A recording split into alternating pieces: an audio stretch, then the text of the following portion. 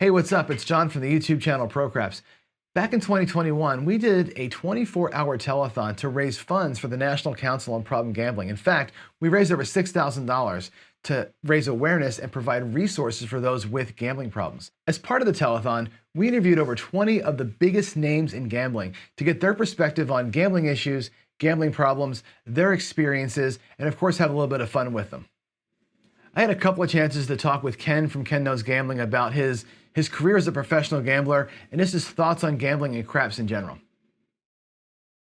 Hey, how you doing? Hello. That's a little bit better. We'll roll with it. Okay. All right. Yeah, that's almost good. Anyway, so you play everything, right? You play all the games. You play now. Tell me you like craps the most, right? I like it's up there. It's up there. I mean, I've been listening to everybody for a while, and to me, it's a mistake to make any one game your game. I mean, I'm coming at now. I'm not a pro gambler anymore, but when I was, trying to do everything on just one game to me is ridiculous. It just is. I'm not saying that you can't do well on just craps or just baccarat or whatever, but to me, above everything, it's hold'em and sport. Yeah. Sorry, I mean, I would. I mean, I know it's a crap show, but I would not want to have to try to make an entire living on just craps or just anything, to be honest with you. It scared me to death. So you're selling me on diversity then, sounds like. I think so. I think, when you talk a professional gambler, it's either you're a professional gambler or you're a professional craps player. I'm a professional gambler. Okay. So, I mean, I know all of this stuff and you have to, I don't know, man. I don't think you just need to do it in one shot. I think it would help clear people's brains a little bit if they would diversify what they're doing. Because if you're getting whacked in one, I mean, you can always go sit down at a hold'em table. If anybody's ever played hold'em, hell, you only have to make a bet twice out of 10 people, and you can sit there like a bump on a pickle, drink a beer if you want, relax, recoup. And, oh, by the way, you might be able to make some money at the same time.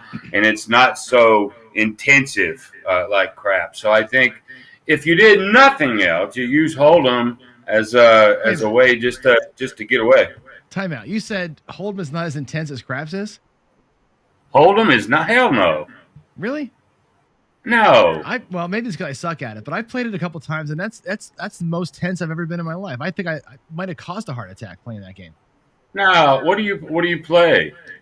I mean, you got 1, 2, 2, 4. You got pot limit, no limit. What do you play?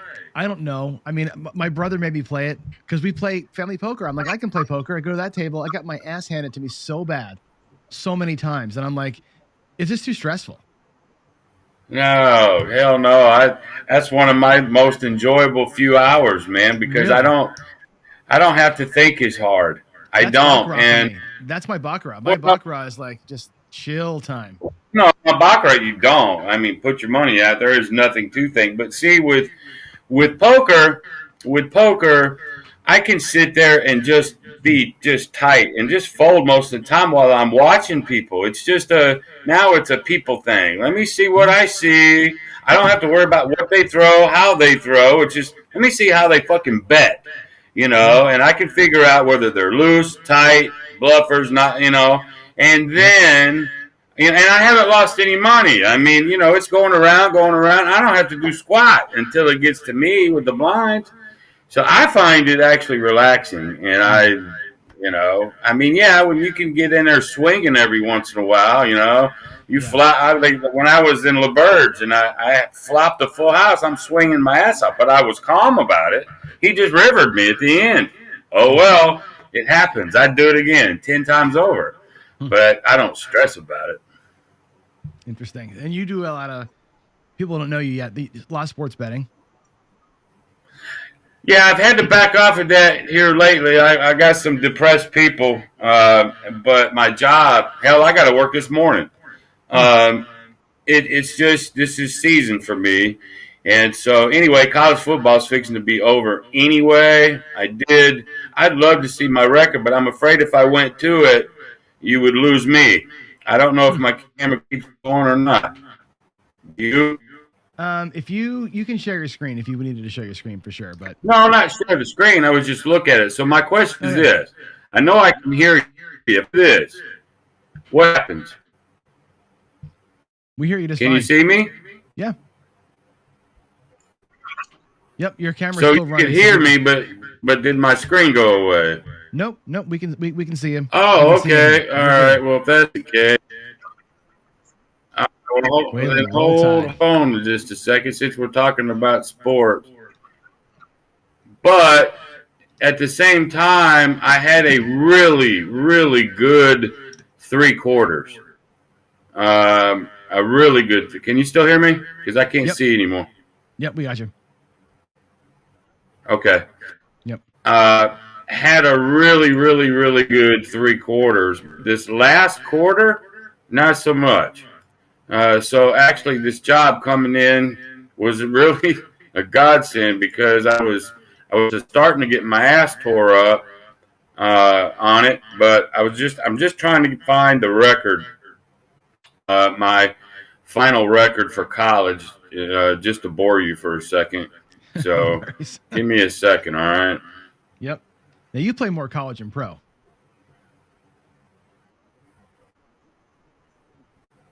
It's just way easier. I mean, I don't know. I think my computer, since I'm running live, it don't like screw it. We'll bail out. College is so much easier because they're more predictable. Yeah, I mean, you got some weird games and people lose that shouldn't, whatnot. But by and large, they're so much more predictable. The NFL, forget about it. It's very, very. It's like Major League Baseball, and I did well. And I was going to do that record, but I've got a winning record with all of it. But I started declining a little bit right here at the end. NFL started just ripping me up. I was going 4-0, 4-1. Now I'm going 1-4. You know, I'm like, whoa, crap. And sometimes that's another thing folks need to know. Sometimes I don't care what you're playing, whether it's sports, you know, casino games or whatever. If you're trending, you personally are trending bad. Like everything you touch is going south. Stop. Just freaking stop. Who says you got to go to the casino today or do anything? Just back off of this thing. You know, who says you got to bet a sport every day? You don't. Go watch a MASH episode or something, man. Relax. You know, it's like, and that goes into this whole thing of gamblers, the whole thing you're having, addiction. Okay? There are so many people out there that are so close and they don't even freaking know it. Okay? Especially if you guys out there, you're thinking you got to bet today. Oh, that Alabama Georgia game's coming out next week. I've got to bet it. No, you don't. And please don't. You see, you don't have to. But a lot of people just think they have to. And that's danger zone. And I haven't even watched any of this this stuff about the gambling addiction. I mean, I think we're all so close to it. Anyway, well, I'm addicted to my home table for sure. But the thing, it's funny because one thing that you said that resonated with me a long time ago. It was on one of your first sports betting videos. You're talking about college, and how did you say it? Like the upsets happen, but they don't. It's not the norm, right? And that's why. Is that the reason why you like college better than pro? Yes, and especially when I bet power versus dog. Okay, yeah, the Appalachian states will come up and bite Michigan's ass every once in a while. But a huge, huge Appalachian versus Michigan, that hasn't happened in years. That big. Now, when you get into close, you know, where it's only a 10-point spread, 12-point spread, or whatever, yeah, they still happen. I got beat this year several times, but I won more money than I lost. But those 30-point favorite don't lose once every 15 years or so. I mean, you know, it just doesn't happen very often. But on those, you're money lining. You're not taking the spread on a 30-pointer, are you?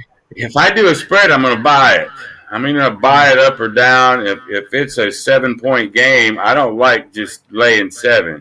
So if I really think the team that's laying the points are going to win, then I may drop it to go, 3.5, 3, or just a money line. But when you're doing parlays, now you got to search how much money are you doing. So you got to pick the right teams in the right orders, and it's a lot of work. And I lost a few of those on pro not too long ago. Got whacked on them, and it happens, and it's gambling. But it's interesting. Yeah, I was talking to somebody the other day about betting pro versus betting college, and there's this. It's such a weird thing because in the pros, and they were telling me the pros they're all pros. Like the variance between the Lions who are 0-9 and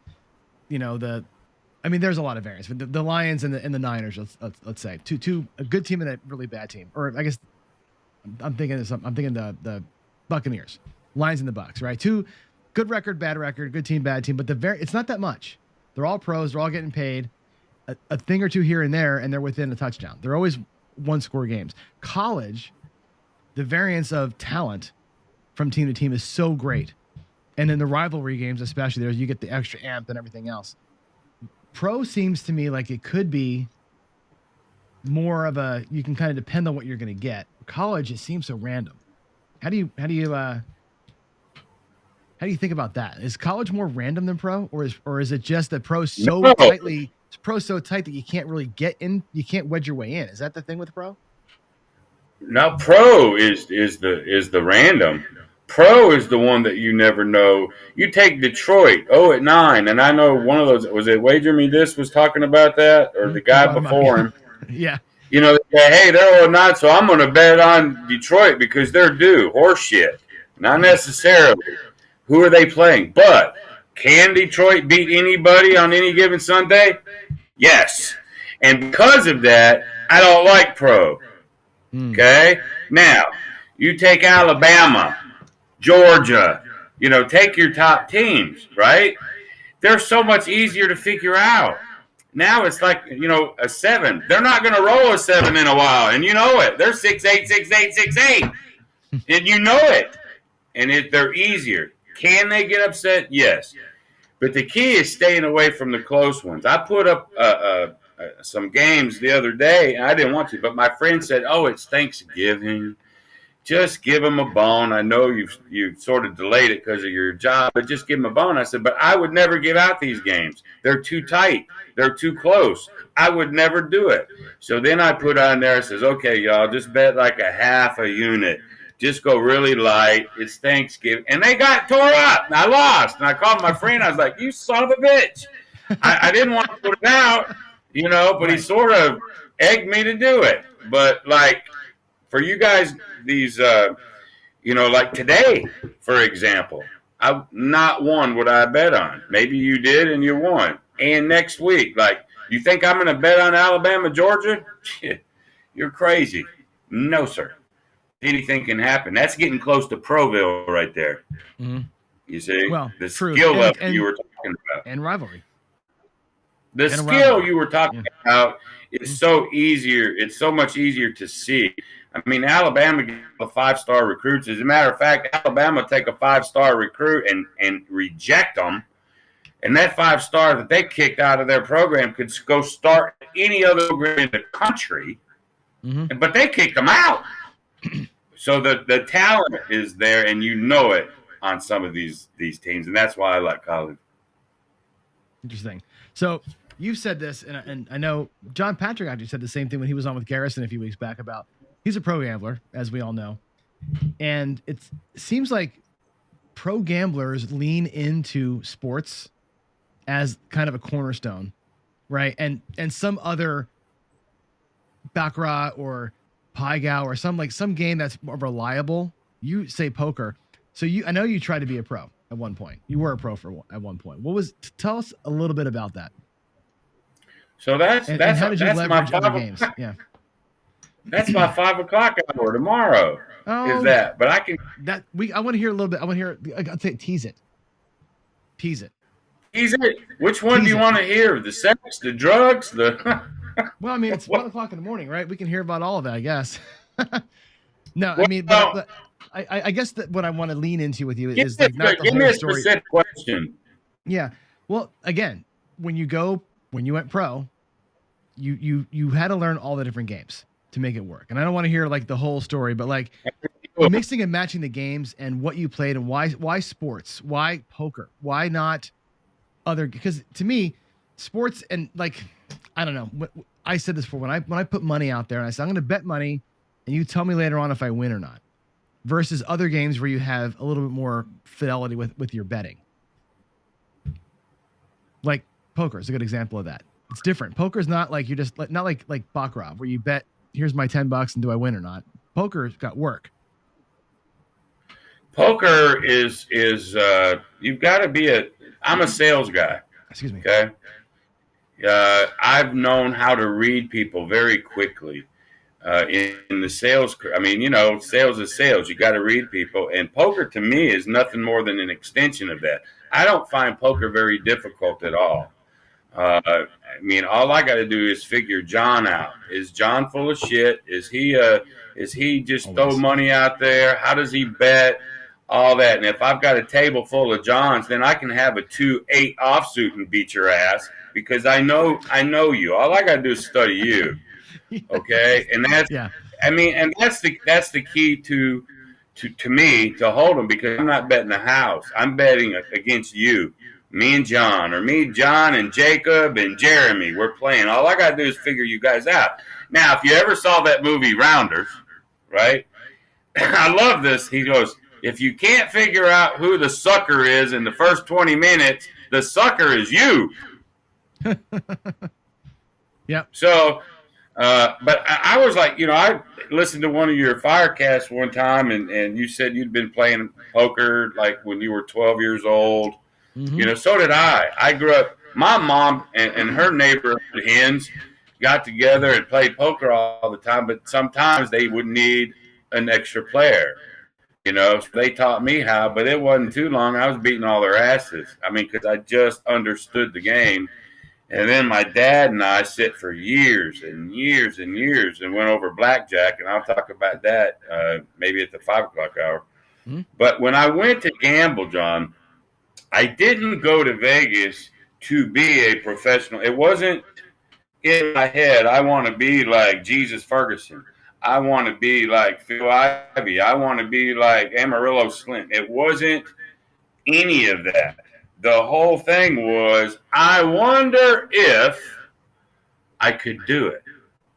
It was all a question in my head. I had been to Vegas several times before. I even went before I was 21. I was so damn big, I got away with it. I'd been going to the casino since I was about 17. And I really learned a lot before I even went out there. But anyway, I went to say, I wonder if I could make a living for a year. I wonder if. Now, I am fully prepared to pack it in 2 days after I get there. It's not I just got to do it. I've just got to stay there a year or two. No, I wonder if I can do it, and I wonder how long I can do it. It was just a question. Now, I wasn't married, didn't have no kids. Okay, so here's your little tidbit. I had 1,100. I had 4 days at the Aladdin Hotel already prepaid. 4 days. I had an $1,100 bankroll, and I bought a one-way air ticket. How's that grab you? That's that's ballsy, man. Okay, Yeah. it is ballsy. And 4 days later, I had enough money to get a little efficiency apartment downtown, whatever that street was. It's about 6, 7, 8 blocks down from the Nugget and all that, down in the hood. But I did it. And so it wasn't, I happened to stay for 2 years, but it wasn't a goal to stay for a specific time. It's like, can I actually make a living doing this? The answer was yes. But I'm going to tell you something. I don't know how many of your people have actually 100% of their living for like a long period of time. Oh my God, I wouldn't do it again. I could. I got more money now, and I had way back then. I got way more. I could do it a whole lot easier and eat less Valium. But I wouldn't do it. I wouldn't do it. I wouldn't tell anybody to try to do it. It's too hard on the psyche. It's too hard on you physically. It's more physiology, man, going on in there than them cards and all that other stuff. I'm telling you, it's Well, it's a it mind could game. be And nightmare. we started the night talking to David about that, about the mind game that it is, right? And the way the casinos kind of just trip you up, and it's all set up against you, right? But like what you're saying is, this is what my theory always was anyway, was if you're going to do this, you're giving up your health insurance and everything that's like all your security. Yeah, You're living in here the entire time, and that's got to just drain the crap out of you. I mean, I can't even imagine. well, you've heard of salespeople being 100% commission, Mm-hmm. right? Been there. And Yeah. how stressful 100% commission is. Now, let's go a little bit further than that. Let's be 100% commission, and let's go lose money today. Mm. Oh my God! Yeah. Right. Now, not only did you not go make any money today, hey, I tried to go sell them roofs today. Didn't make any sales, didn't make any money. Well, how about I went to a roof, he said, hey, you owe me $200 fucking dollars. Oh shit. And you go backwards and you have no money coming in. Try that one. And that'll test your mental fortitude. And of course, I admit it. I know I applaud Jacob for telling his story about his 12 years. And I ate Valium I mean, my mom, I took a bottle of 100 of them to Vegas with me, and I was just popping them because it was so stressful, because everything is what happens today could affect everything. Oh, yeah. I remember, man. I mean, I did it, and I did it, but it's how I did it. Some of it was accident. Some of it was pure ass luck. I was telling you the other night. Those football cards, right? And I was just telling a friend of mine there, I was like, you know what? It just doesn't matter. All this cap in the game. I just circled 8 teams. I don't even know who it was. Circle, circle, circle. And it hit. I hit 8 in a row. I won like $1,500 on a $2 bet. So that didn't hurt me none, right? Getting lucky every once in a while. Hit a keno for about 700 or 800. I mean, so some luck helped that bankroll a lot, But it was an experience, that's for sure. Yeah, man, I can't wait to hear the whole story. We'll hear it tomorrow when you come back. Yeah. Let's talk about. So I'm getting a lot of blackjack questions, which is kind of funny. So blackjack is interesting because some people. This is from Otto, actually. Otto directly asking. I heard from some people that blackjack is the worst game to play. And your thoughts? And I know for a while there, you were taught blackjack is the lowest house edge, and if you can count cards, you can get almost an advantage. Now you can't count shit because they got the automatic shufflers and 6 to 5 instead of 3 to 2. Where do you land on blackjack then and even now? Do you even play? Well, back then you could play with $1. I mean, when I started, I could do, and when I tell people I start, I'm going to wait till 5 o'clock tomorrow because some people are not going to like me anymore. They're going to go, oh, you bum. But it's the truth. I still like blackjack because now to me, it's all about your money management. And you've heard me say this in my videos a lot. I don't care what you play. I really don't. It's not what you play. Right? It's how you bet what you play. The end. I don't care. You can do a lay 4. You can place the 4. You can bet the damn 12 if you want. If you got a strategy for it, most of the time you're going to have to chase it. You're going to have to martingale that shit. Yep. But I don't give a crap. I mean, if it rolls right, you'll win, right? So I think blackjack is still good. I like it. I don't play the 6 to 5s. I don't. The minimums are going up, and it's hard for the martingalers now. And here's the thing about these martingalers that I don't understand. I used to do it, and again, I'll talk to you more about it tomorrow. But these guys that think a 5-step or 6-step martingale is where you have to be, you're nuts. If you're going to martingale, then pony up the bankroll. Have you a 9 or a 10 if the table will let you, and that's the big if now. And you do a 9 or 10 step. Yeah, can it kill you too? Sure it can. You're just going to lose a whole hell of a lot more money, right? But those guys doing a 9, 10 step negative progression, the reason why they like it so much is because they rarely lose. Okay, and I'll give you a hint to tomorrow at 5 o'clock. I don't advocate it, people. Don't do this, but a 9-step negative progression martingale on blackjack. To this day, I'm 60 years old. I've never lost 9 in a row. I still don't want nobody to do it. No. Well, I mean, and it's funny because Charlie DGE, that's a big part of his system is exactly that. But he waits. On a craps table, you can do that. You can lay a craps table. You can play craps like a cat. You can just sit there and have a minimum pass line bet just to keep them from yelling at you. And then when it happens and he sees 4 negative things in a row, then he goes in and he's 5 steps into what would have been a martingale at his first bet. And then he only has 5 to go, right? In blackjack, you can't sit there like a bump on a log, or you said a bump on a pickle. You can't sit there at a blackjack table and not bet until, and wait for the dealer to have 2 blackjacks in a row. Then you're going to go and bet. You can't do that. They won't. No, I used to call it the phantom roll or the phantom shooter. I'm going to wait for 5 whatevers in a row. And you know why they do that? You know why they do the phantoms? Because they ain't got the goddamn bankroll to do 9.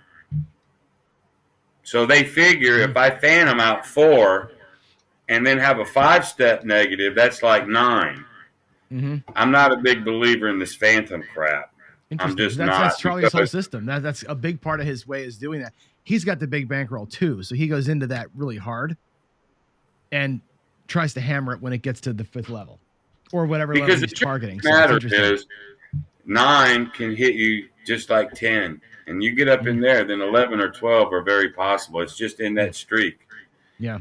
So when I used to play, when I very long time ago, please don't do this, kids. When I used to play a 9-step martingale, if I had to get into my 5th bet, okay? If I had to get into my 5th bet, my brain already said, the next win, you are out. The next win. So if it was the 6th win, I don't care if I just won $1. I don't care if it just happened to me the first time I sit at the table. I don't want to get up there. I don't even want to give it a chance to get up there. So at 4, when I lose 4, now I'm thinking exit. Now a lot of these people go, oh, see, it won. I won on the 8th one. Let's start back over. Shit, not me. I was like, no, show me the door. I don't like the way it's going. And a lot of people don't believe in trends and blah, blah, blah. I'm like, why bucket? If they're going where they're, you play blackjack and they do a 6-card 21, or whatever, why bucket? So there was a lot of rules that I gave myself while I was doing it that are probably different than anybody else. I was very strict at what I was doing, but I always had other things to go to, that poker table, that sports book, other things that I knew I could win at on top of it. So I know there was a guy that was talking to me, and I'm not even going to name him, and we were going back and forth, about lifetime and all that stuff, and, how, well, you can't just fund yourself with one game. I said, why would I try? You see, that is dumb. I built my bankroll on other stuff, and believe me, the sports betting and the hold'em has made me in total has made me more money than the casino games have. Because talk to any pro gambler, go talk to any one of them alive today, and they're going to tell you sports betting and poker is Patrick said it. Talk to any of them. You know why? Because it's the truth. And if you're going to be a pro gambler, those two games got to be in your wheelhouse. And if they're not, then chances are you're going to get whacked. Yeah, sports I can understand. The poker thing is interesting. I've spent zero time on poker. I love playing it here, but not there. I just never given it its due, I suppose. I think it's a great game. Me, I enjoy it. You look at those first two cards, and that's another thing. I don't have to think. If I got a 2-6, I'm out. And sometimes even a 6-7 of spades. A lot of people say, "Ooh, man, you got a straight flush going here." A 6 and a 7 of spades? Are you out of your mind? I don't screw that. First of all, the chances of me getting a straight flush are, and then the chances of even flushing from 2. Mm-hmm. And if I did, somebody's going to have a higher spade and kill me. So it's also knowing what you come in with and what you don't, on top of playing John, right? I got to know and so there's a whole lot to it. But once you got the basics down, it's pretty autopilot. No, I don't like that. Nah, screw that. And you see a lot of those pros just ditching them. Just ditching them. They get it. You get to see it on camera. They ditch them. I love the game, though. So, Blackjack, are you a card counter? No, hell no. No, really? Because you know what? I know I saw the movie 21 and those Harvard guys, MIT guys, and hey, it was a good movie, Kevin Spacey and all that. But here's the way I do it. I got cards out, 6 decks. I just did it recently, actually. And I says, okay, +1, -1. And I just flipped and took out all the small cards. I said, let me help them out. Let's get to like a +20 real quick. Threw out all the cards. I says, all right, shuffle them up. And I says, okay. And I dealt. And you know what? I discovered that the dealer has just as good of opportunity now with those big cards as you do. Mm-hmm. So they can whack you just as hard because all the little ones are out too. So I'm not saying that card counting don't work because I've never even tried it. Because of that, if I have the advantage, so do you as a dealer. You got those 10s coming just like I do. And plus it'll hurt. I've tried. It just hurts your head. Count, and keeping up with them. Boy, all you got to do is miss one, and now your count's wrong, so you're going to bet based on what you think, and you're wrong. It's just too much. I'm too old for that shit. So, I mean, I'm sure there's people can do it and do it well. I'm sure, because I know it does exist. But then when you get into 6, 8 decks. But they're getting such big swings, though, right? The people who count cards, you hear their stories. They're like, "Yeah, I won 43,000 today, and I lost 81,000 the next day," because they're going too much at it. I don't know. So here's an interesting question for you. I don't know why I'm stuck on blackjack, but it's just interesting. Because my parents played blackjack. I told you the story. My parents played. That's what I learned watching them play in the casino, and my dad was always his phrase was, "Don't fuck up the sanctity of the shoe." That was what he always used to say. And he would sit in the first base. My mom would sit at the end, and he would be the guarantee. He would always I'm taking the right play. My mom and dad would count everybody else at the table, and they didn't yell at anybody. But if it was a rookie and they made the wrong play, my mom would say, "Should have taken a card. Should have taken a card. That's his card." And she's like, "The shoe's jacked up by 3 cards," so she would take 3 cards. To make the shoe right, to make sure everybody's basic had the right number of cards pulled, right? And you're laughing, and I'm like, are you guys kidding? My parents cleaned up. They did really good as a team playing that way, and they won't play blackjack anymore because the shufflers remove the shoe. There is no more shoe. It's just a forever, vomit of cards that you never get to the end of a shoe, so it doesn't matter anymore. And they even say that basic doesn't work against the shuffler, which I can almost agree with, because the thickening of the cards is no more. Well, the reason why Patrick hates it so much is because anything where you have to make the decision first, that gives you such of the disadvantage. I've got to decide to fold or not before you do. And so I got a 50-50 whether I'm going to say it right or not. And so that's why he don't like it. To me, I still like the game. I still win a lot of money to this day on blackjack. But again, I say it again 1,000 more times. It's still money management, discipline, Mm-hmm. win goals, lost limits. I know you've had some folks on here, I think, that don't believe in that stuff, and that's fine. But without it, I promise you, you're dead. You're dead.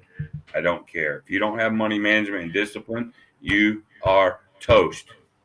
The end. And you're 100% stop loss and win goal. Now are you up and pull everything in every game? Is that your way? Maybe poker aside, but No, like blackjack. no. I am on your 50-50s, your baccarat, your blackjacks, roulette, but sometimes not in roulette because uh, I'll either play like black and high, but I still will do some sort of regression.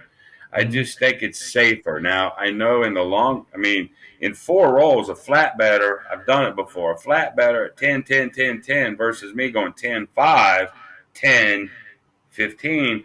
We're either even or he can win just a little bit more than me on a short run. Yep. Okay. But it's that if I get beat fast, that's where the regression helped me, or if I go really long. So I was telling another fella, I only play Baccarat just to see if I can get that long streak. I want to stay even, winning a little, maybe losing a little, using the regression up and pull Mm-hmm. to see if I can get the streak. Because without the streaks, Baccarat sucks. Really, the game sucks. I mean, Yep. it's such a that it's those streaks that you want. And so my strategy keeps me in the game while I'm waiting for them. And if I play a while and I don't get it, I can bail up. 20, 30, 40, $50 winner, 20, 40, $50 loser. Who cares? I went Mm-hmm. after the streak, didn't get it tonight. And there's a lot of people that can't do that. They cannot, it's something in their DNA that will not let them sit at a table and be even or maybe $50 up for an hour. They can't do it. They think it's a waste of life and whatever. Well, maybe it is to them. But you know what? If you win $50 in an hour, I'm going to ask everybody out there, how much money do you make an hour at your job? Truth. Most people don't make $50 an hour. They just don't. But they want to way about making only $50 in 30 minutes or an hour. I don't get the concept. You made the analogy the other day about the stock market. You know, hey, your guy, my stock guy, man, I'm getting 5%, maybe 6 or 7 in a year, man. I did terrific, right? But you want to whine and cry about a 10% win goal or a 20% win goal in a few minutes. That's illogical to me. Remember, we talked about theory, logic, trends? That doesn't make any logical sense where you're hooraying the stock market for giving you a 5% profit that took you 365 flipping days to get versus 15, 20 an hour. That's exactly it. And that's where, oh man, that 20% win goal, people give me a grief all the time for that. Like, oh, that's not enough. And I'm like, you know what? Like I say all the time, the stock market thing is the best analogy I can. Charlie gave the food analogy. How many burgers is that? Is that a TV set that you just won in half an hour? The stock market's my best example because you fight for 7%. If your guy gets you 7% return in the stock market, you're buying him a Christmas present. Well, you're going to his house and bringing him a turkey and booze because that's a miracle. And you're right. You walk up to a table and you buy it for $1,000 and you win $100 in 5 minutes. It seems you get caught up on the money.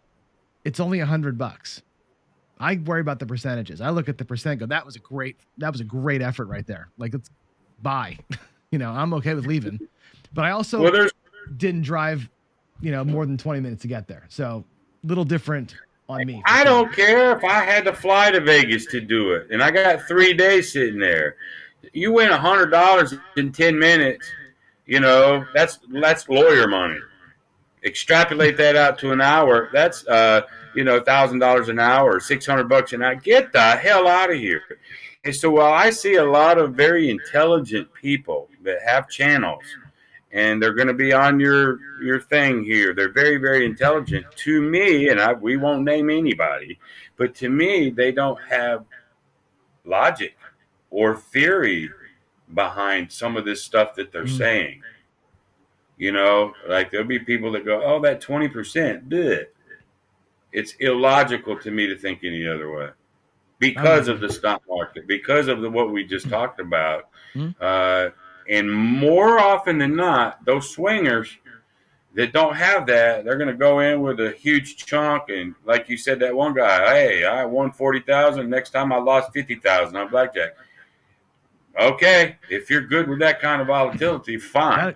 That'll give you a heart attack right there. You don't want to do that. Nah, boo on that. No. So, but you know, the cool part about all of this is we all have the way we want to do it. All right, we can watch channels all day long, but basically, other than watching to maybe tweak yourself, everybody out there has their own style. They know what they want to do. They know what they want to accomplish. It's hard to teach an old dog new tricks, you know, and you can't. A leopard can't change its spots very easily. So if you're used to just swinging on the right side or whatnot for whatever, it's going to be hard for you to change just because that's just your wheelhouse already. Well, and I think what happens too is you get some of this, right? You walk in and you have a great day, which we've all had. We've all had the monster roll, the monster whatever. You walk out with $5K on a small investment and you go, that's the way that this is. It ain't that way. You know, I think that's where people get into problems. Like, oh, I can do it. And like I said it before, you get to where, you know, you're coming in with money that you couldn't afford to lose. Like your tip money, as David was talking about, or your paycheck or whatever. And you burn that and you're like, well, shit, now I can't go home because now I lost dinner money for the week or I lost whatever. And then it's a shit show. And you know what's going to happen from that, right? And it's like, that's where this little bit of logic, I think, comes, or not logic. It's like, it's common sense, it's heart, it's head, it's all of it has to come together for you to make it work. And it's a bitch to make it work. We know that. Everybody has done that. You know, they pull the credit card, they go to the ATM, just lost. But see, on their way to the ATM, they know they did something stupid. They realize they never should have done it. But I can't go home broke, so I'm going to go get some more money, and they're going to do the same shit just hoping they can recoup. Well, and then next thing you know, they're jumping off a bridge. Yeah, that was what Jacob said. Jacob said, like, you made a mistake. You get your ass kicked that bad, you made a mistake. And the mistake could have been bankroll. It could have been a bad bet. It could have been not following it could have been anything. But if you're walking to the ATM, you made a mistake to put you in that position, and that itself is a mistake. Yeah. Chasing it and so most people gambling, John, and I say this arrogantly, but most people don't have no business in a freaking casino. They don't have the mindset for it. They don't. Hey, the ones I like, if you're not going to play with money manager or whatever, I like the guys that just got money and they just don't give a shit. Hey, man, if I burn 30 grand, I don't care. That's like $3 to me and you. Well, then they probably have more fun than anybody because they got more money than God and they don't care. Fine. I mean, fine. But the rest of us that are trying to do too good, I don't know. I just think some people's logic is twisted on it. But maybe that's because I've been doing this so long and I'm looking at it from a pro. I'm not a pro anymore. I hadn't been a pro in a zillion years. But I'm still looking at it from that aspect of I remember what it was like. I remember. So when I go to a casino now, I'm focused like I was 30 years ago because I already know. And but again, all things win. My new mantra: all things win, all things lose. That's right. And every system's fine if you got money management. How's that? If you got money management, discipline, everything, it's all that's good. That's very true. So, you know, we started the night with Skill and Luck asked this question, which was difference between gambling and gaming, right? Which I think great question, by the way. And I also would ask you this. I mean, I'll talk about that for a second, but I want to tie it into why do you go to the casino, right? If you got, like, I'll give you my example. I got nice size 401g account. Right. I worked for it. I won some money into it. I've done some side works, software into it. I got all this cash. I go out and buy myself a car or a snowmobile or a 4-wheeler and have way more fun. right? But I'll probably burn some of that at the casino. Why? Right? And it's gaming versus gambling. What's the you know what I mean? It's like, and that's again part of the reason why we're here Well, tonight. So gaming, I don't understand the gaming because gaming can mean a couple different things. So, gaming versus gambling. Are you talking about the act of betting versus a game that you're playing? What? well, I mean, like Define people say, that I do question. look at the casino as gaming. Are you having fun? Is it a game for you, or are you going there to gamble? And I think gambling, we said, Oh, like gambling is risk, gaming is fun. Both may end with money, both may end with losing money, but there's a mentality to it, I suppose, right? okay, so you're asking what I do. Yeah. Why go? 95%, I'm going to win money or I don't go. Mm-hmm. There's no reason for it because once you live out there and you've been enough, all that bing, bing, bing, bing, bing, hey, she just won 15 grand. Ladies and gentlemen, over on slot 23, they won. I don't care about that. I don't care about the little honeys with the big tits. I don't care. I got a wife. Don't care about all that Vegas-y stuff. So I'm not going to see shows. I'm not going for the glitz and the whatever of a casino because I've been there, and done it. So if I go, it's two reasons, John. It's either I'm going by myself and I'm going with a specific goal in mind and I'm going to go hit it and then I'm going to bail. Or I'm going to go with a fella like you. And we're going to go drink beers and bullshit and go try different, that sort of gaming. Mm-hmm. So I'm probably 95% gambler focused and 5% who gives a crap. Let's drink some beers. Hey, I bet you $10 I can hit that 12. Well, here we go. That's, all right? Because you're sitting there and you're looped out of your head and you just do stupid shit. That's gaming. That's having fun. And I will allot some of my time, but about 5%. So people look at me. They don't want to go gambling with me. Right. My wife hates it. You said your wife, she gets lucky and you like it and all that. My wife won't go to the casino with me. We went to San Juan. And I know my time's done too, but you started me late. I did. Sorry. I went to. Has any of you craps people ever had crap elbows where they bleed? Okay, so I'm in San Juan, Puerto Rico, on a business trip. I'm at the table. I got to be 12, 13, 14 hours in a row. My wife hung with me for about 3. My brother hung with me for about 6. I couldn't believe it. And I'm just outlasting everybody. I made a fortune that night. But anyway, I was drunker than hell when I got done. But I noticed that my elbows, both of them, big spots, and I'm bleeding that I was there so much. I don't know why I mentioned that story. So, I don't know. Why did I mention that story, John? Because it's 2 o'clock in the morning. That's why. No, it ain't. It's 1 o'clock. And, usually I actually took a nap. I got home from work and took a nap before this thing because I knew I was going to be on. I knew I have to get up in the morning, so I took a 3-hour nap. I didn't, man. I was up till about 2 last night thinking about this, of course, and then I probably didn't sleep very well. I got up at like maybe 7:30 or 8. So. Well, I could tell. I told my wife when I first turned this on and saw your eyes, I said, this mama's eyes are already looking bad, so he's got a long road to hoe, Bubba. I wear my age well, man. I'm usually I look like I'm 50 going on 40, but yeah, my eyes are wrinkled up. It's all good, dude. I gotta run. I got Big AZ in the green room here. I'll see you again in the afternoon tomorrow. Hopefully your work lets you out in time to get over here. So. Yeah, we'll be all right. We'll do it. We'll get into that pro crap. Not pro crap, but pro gambler. Yeah, you got a story to tell. It's gonna be great, dude. Thanks again for staying up late, being here with us. Appreciate it. Everybody loves you. Ken knows gambling. You bet. You got it, man. All right, you're in your Ken Unfiltered chair, which is great. I love that. Whenever you're in the Ken Unfiltered chair, there are. I don't know how many people are online right now. I'm gonna check the stats here. I got 54 people on my channel watching it. There's 13 other channels streaming this thing. There's probably 100 people watching. Buckle up.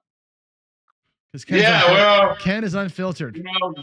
Don't be Jeff totally over unfiltered. Mid-Atlantic guy, he was saying, hey, how can you help but not like Ken? I said, well, I got some relatives to argue with you. Yeah. So Ken, we got to talk. So last night you were on a little bit. We of course do what we do. We meander a little bit. You want to tell your story, right? You want to tell the story. And I think it's important for this talk because gambling professionally is not achievable for lots of reasons, right? Yeah. You did it, right? You did it to see if you could do it. Oh wait, I gotta stop. Skill Luck says, love Ken's shirt. If you love Ken's shirt, bid on the damn thing. Right? Ken is auctioning off one of his shirts, right? I saw somebody, I don't know who did it, but somebody finally, I said, oh man, I'm going to be the one that don't have no bids on it, man. I'm going to be the hind tit. Yeah, Rick Sowers. Yeah. Somebody did. If y'all love Ken's shirts, get on them. Get on one of them shirts for sure. They're awesome. It's a 3X too for fat people, man. It's a great shirt. Gen X Crypto, by the way, just dropped $80 in on Jeff, the voice from Mid-Atlantic. That's great. I love it. All right, back to you, Ken. Let's talk about the gambler's journey and what it's like to try and be a pro gambler. And what did you experience? How did it go? Microphone, floor is yours. I'm going to go turn that light off back there. Well, I did it in about the mid-'80s, 86-ish maybe. And I wasn't married. I was in between marriages. I had no kids. And me and my dad would sit at a kitchen table when I was 12, 13, 14. And we just, I mean, I've known how to gamble forever, okay? But I wanted to see if it could be done. There was no time limit on it. I didn't set out to go 2 years, even a year. I was prepared to come home in a week. I just wanted to see if I could do it. It was just one of those things on my brain in my 20s. And I said, I got the skill. And true enough, before I even knew about John Patrick, man, I had sessions down. I had the rules. I had, win goes, loss limits, even before I even knew who John Patrick was. So when John Patrick came about later in my life, it just reiterated I thought I invented some of this shit, but I didn't. So anyway, now listen, don't try to emulate it, man, because you're going to get killed. So I had $1,100 when I decided to make the jump. I had 4 days at the old Aladdin Hotel, which I think is gone now, right? And I had that paid for. So I got off the plane, and oh, by the way, I was so confident in myself, one-way ticket. All right. So I am now in Vegas with $1,100 in my pocket and no way to get home.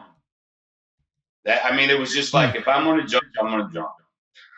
Now, here's the touchy part. I started my journey on a 9-step blackjack martingale. That's how I started. I don't do that anymore because I just figured out over the years there's no reason to do that. You can eke out profits without having to risk a whole bunch. But back then, I'm just telling people that's how I started. But when I played, you could play with silver dollars. So it was 1, 2, 4, 8, 16, 32. I could go up to $256. Limits were there. I didn't have to worry. But it's how I did it. Because I know you mentioned John Patrick, and he said it's not what you bet on, it's how you bet on what you bet on, right? So I got off the plane and I immediately hit the tables. But what I did was, it was all sessions back then. Here's one thing that was a rule of mine. Now, nobody was there to watch me. I could have done whatever the hell I wanted to do. But while I was in mode, no drinking allowed. Zero. Not a whiff of it. Okay?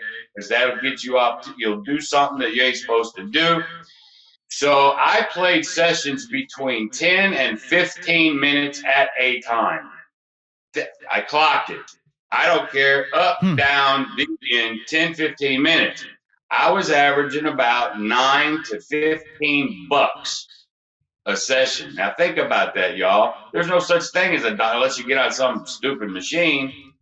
But I was just, as soon as I'd get up, I'd go find the other table, sit down again. And I did it for hours over and for 4 flipping days.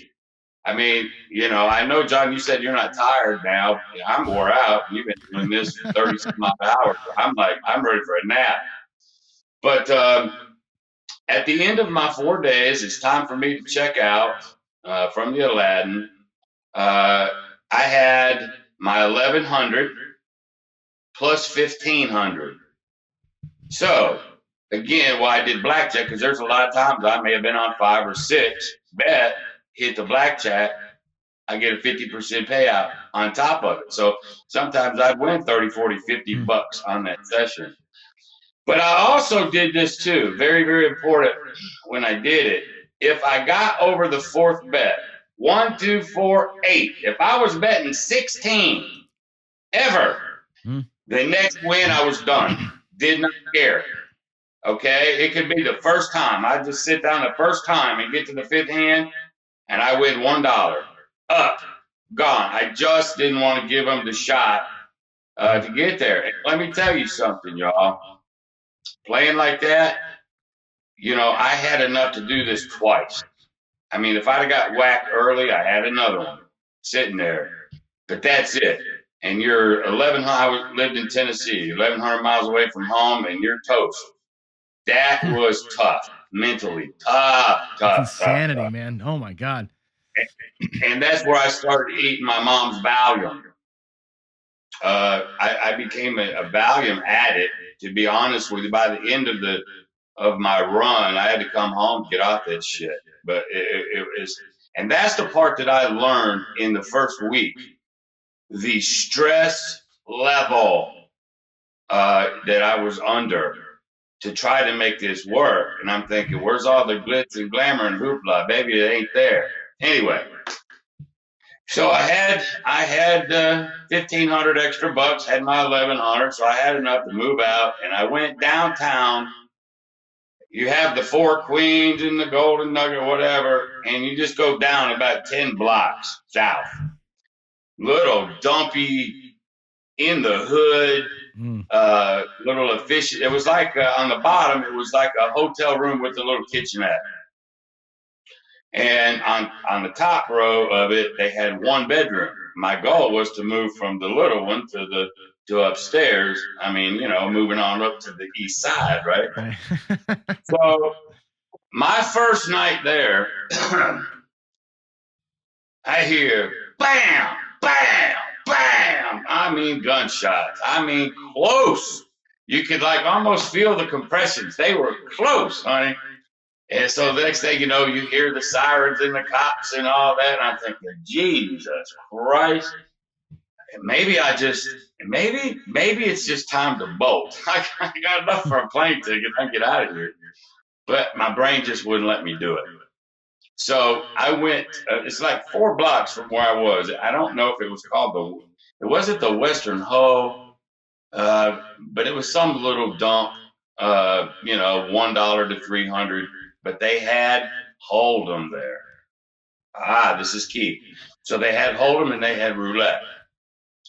So my whole goal for a 24-hour period was to win $200. And by any game, don't care. If I evened out on blackjack, but I could win it on Hold'em or not baccarat because they didn't have one then, or whatever game that I played. The goal was 200, and I kept it in a little lockbox in the closet of my hotel. And I was always afraid somebody's going to break in and steal my money. Very paranoid I was. I didn't have a bank account yet. So the 5th night, the gunshots. On the 6th night, I had met this girl and her boyfriend at that place, and we were playing roulette. She was hot but rough at the same time, if you know what I'm saying. Hot but used. Okay. So the next thing I know, it's nighttime. I hear a knock on my door. She's in her slinkiest bikini. She comes in. She had one of them bottle of 50-cent Wild Irish Rose wines, and she didn't even play. She said she wanted me. She wanted to have sex with me right then. And I'm like, time out. Your boyfriend's just right here upstairs. well, he can't satisfy me, blah, blah, blah. Oh my God. And I'm like, oh my God, man, she got naked and all that. I didn't do anything with her. Actually, I politely kicked her out because Ken don't play that. And plus, security was on my mind. Is he going to drug me? Do they want my money? You know, what do they want? Nobody, unless you're reading the Playboy Forum, nobody comes knocking on your door going, here I am. Nobody. So I thought there probably was some underlying things. But here in 1 week, I went through all that in one lousy week. All right. So I'm like, gee whiz. But anyway, my day I would start whenever I got up. Okay. And it would end when I had the $200. It could be 2-3 hours. It could be 15. It is what it is. And so every night I would put my money in my little lock box, and anything over the 200, there were several days I had over 200. I use that to learn. I actually was a pro gambler because I was doing it for the living. That's the only reason you could call me a pro gambler, because it wasn't because I have the knowledge then that I do now, because I didn't. But I did it for a living, so thus you could call me a pro gambler, right? Is that right? Yeah. So I took whatever extra money to learn, be it baccarat, be it other crap. I didn't throw a pair of dice for my first 3 months there. That's true. It was a few games. That's it. I stuck to it. I mean, discipline out the wazoo, boy. And but funny thing happened about this Martingale thing. Now I still played the Martingale 9-step with blackjack only. I did a video about that. If you're going to do a Martingale, do it with the blackjack, and I gave the reasons. But I was talking to my brother, my older brother. He goes, "Well, Ken, if the Martingale works with blackjack, it'll work on anything." Now, my pea brain, listening to my older brother, because back then my older brother was just smart. And so we were looking at the roulette, and he says, "Well, if the columns are 2-1, that's actually a better payout than blackjack at 3-2, right? So, and we could go with 50 cents. So I could go 50 cents a dollar. That gave me an extra shot, 10, all right? So I forget what column I played. And on the first flipping series, it popped me 10 in a row. I lost 500 and some odd dollars. Now, boys and girls, you know, by then I might have had $2,000 or $3,000, $4,000, but lose 25% of your bankroll in one shot. Height, man, talking about the kick, and there comes some more psychological to this whole thing. It's the gut shot, man. I can't even explain what that felt like. I mean, it's different when you go to the casino now and you just have a bad run and you get whacked. $1,000. You got to go home, tell your wife, and cry in your beer. But you had a home to go to, a job, whatnot. Boy, when that's it, it just amplified that gut shot. Okay. So anyway, over the course of the next year, I made 0 friends. And that's another thing. I got very, very lonely out there. I refused to let myself make friends. I didn't want to let anybody close to me because my dad always told me, trust no one. And even to this day, it's very, very difficult for me to trust anyone. I always think somebody has ulterior motive. But I didn't have any friends. So at about that year mark, I was thinking about giving it up then. I said, a year is a long time. But I looked at the life of it and I was like, really? Is this what it is? Hey, I made a living.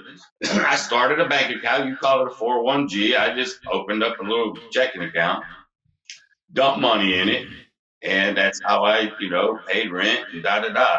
But see, I used gambling back then to pay bills, where now I just use it to keep putting money in my master bankroll. I don't pay anything out of it. So it was way different back then. I was paying everything from that. So I couldn't quite do it like you talk about, right? So after about a year of it, now this is funny as hell. I almost went home because I said, hey, I did it.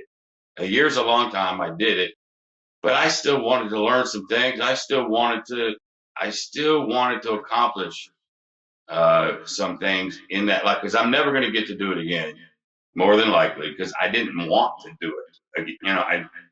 Anyway.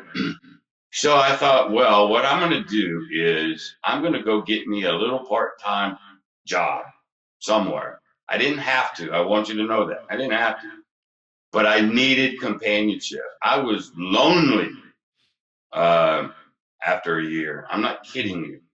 So all these emotions are going. So I got a job. Anybody been to Vegas? Have you ever been to a place? I don't even know if the damn thing even still exists. It was called Pluto's. Open sex and nudity.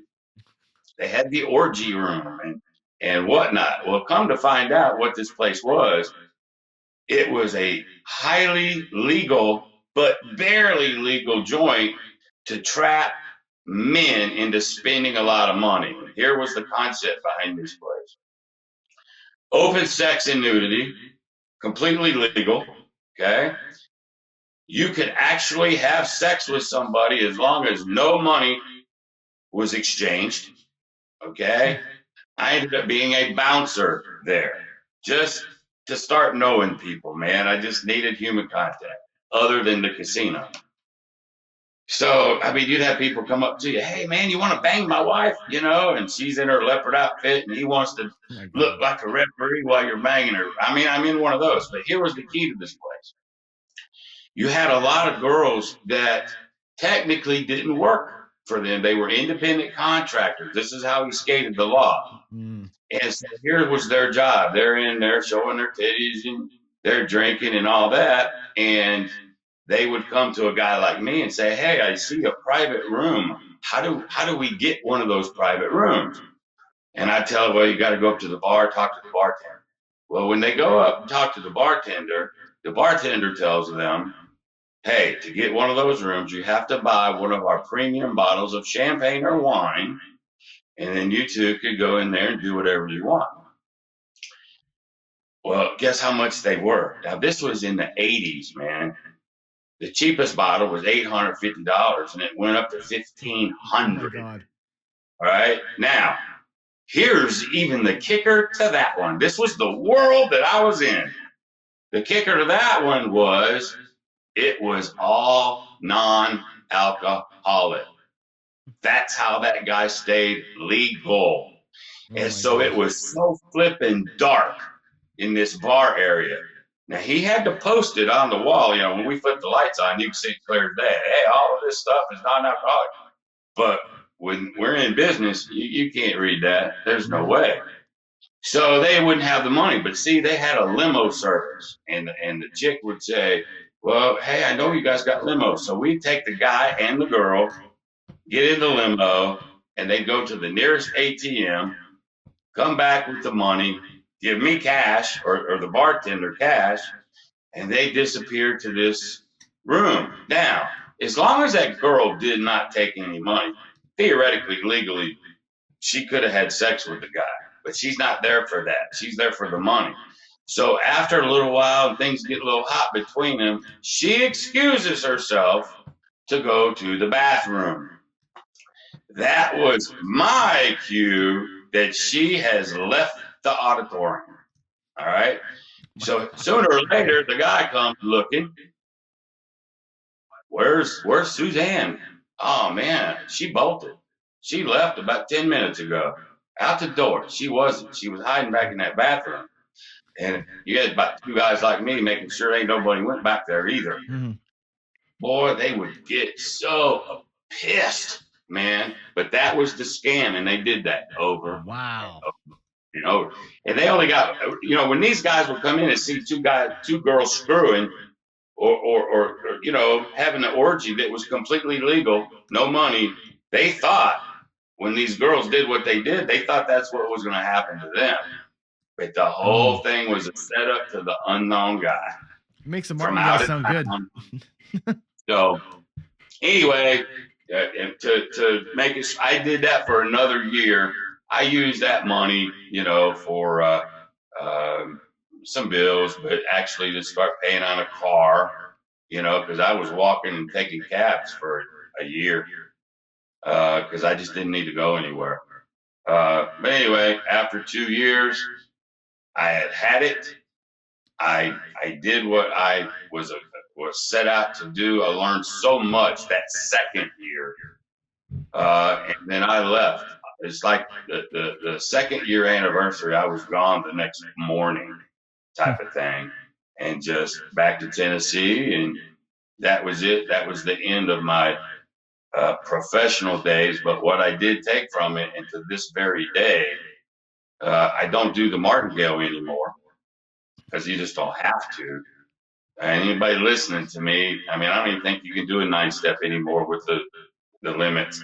The bankroll is ridiculous. But anyway, I don't have to do that no more.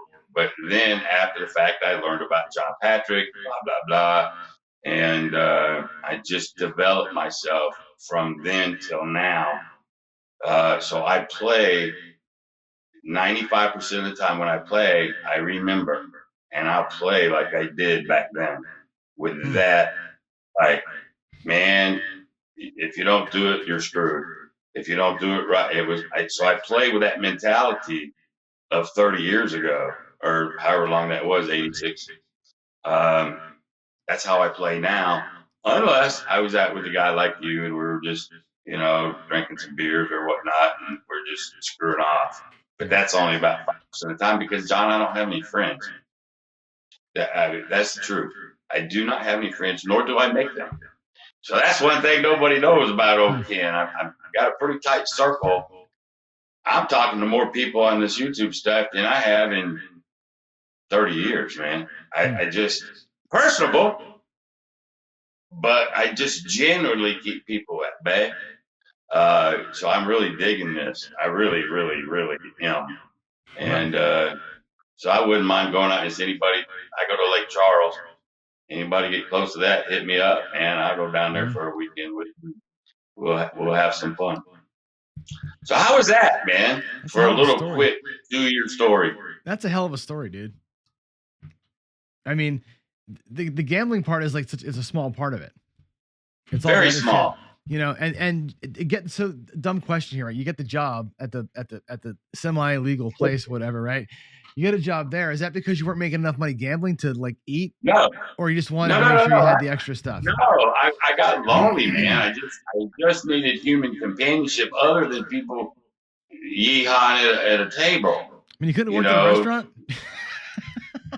No. I needed somebody that thought like me at the same time. So I'm pretty dark any damn way. I used to work for Hank Williams Jr. When I was 18. My dad played piano with him for 13 years. That's cool. And so I went out on the road for 3 years with Hank Jr. And I'm a little dark anyway. And so I sort of chose that because it was easy. A bouncer, what do I got to do? All I had to do was walk around, look at pretty girls, and throw people out if I had to. That was it. And I think they paid me $50 a night. So it wasn't, I still did my thing during the day. Yeah. I still went and made my $200. It was just more extra pocket money. I did build a couple friendships with, matter of fact, one of them, I brought him back to Tennessee with me. We just hit it off. And so I did it more for that than anything else. I could have quit that any second. I never had to do it to start with. It had nothing to do with gambling at all. It was, I just needed to do that. I don't know why. I just did. So you're in Craps specifically, excuse me, your 4 safe ways to play, the way you play roulette, all those things you talk about. Is that from those days still, those same strategies, or did you play something different back then that you're not doing now? Maybe the betting was different. But... No, back then, when I first started playing craps, I was a pass line better. Remember, I didn't know about John Patrick. And I didn't play craps for the first 3 months or so that I was in Vegas. I knew how, not to the close to the degree that I know now, but I was still a little afraid of it. Why? Because I didn't have the knowledge really that I Right. needed. So that's when I screwed around with it. I used those extra dollars, started learning, talking to some dealers. My aunt was a blackjack dealer there in Vegas, and her husband was a crap dealer. So they lived in Vegas, which I didn't even know when I moved there. Had no clue. It was by happenstance somebody told me. So I got to spend a lot of time with them. Started learning craps from a dealer. Uh, a lot of different. So it was probably as much a learning process for me as anything else. So to say I was a pro gambler, yes, but it still was more of a learning process. So craps didn't come along for 3 or 4 months. I played the right side, got my ass tore up, the past line, insides, and all the way that insides do it. But the basic way, because I really didn't know much more than that in the early days. And I was thinking, well, this sucks. And but then I started, getting with some more people, and I started learning that dark side. And I saw John Patrick for the first time. Seems like I was in my second year there, and every once in a while, a group of us people, after I got that job, I knew people. We'd go to a hotel room, party down, and it'd be on TV. I don't know what casino it was from, but I distinctly remember it. And it was after I left, I really got into John.